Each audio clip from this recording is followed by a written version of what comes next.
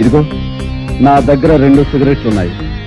ఒక్కొక్కటి కలుసుకోవడానికి 4 నిమిషాలు పడుతుంది. ఈ 2 సిగరెట్లు కలుసుకుని నేను గృహప్రవేశం చేస్తాను. గుర్తుంచుకో.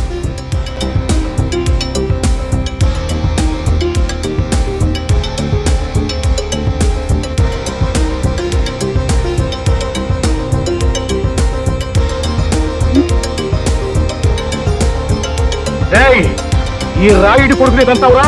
రాయ్ గంగులు, నువ్వు కౌరంత నా చిల్లర నా కొడుకులు వచ్చినట్టున్నారు. కావాలంటే ఆయుధాలు కూడా తెచ్చుకో.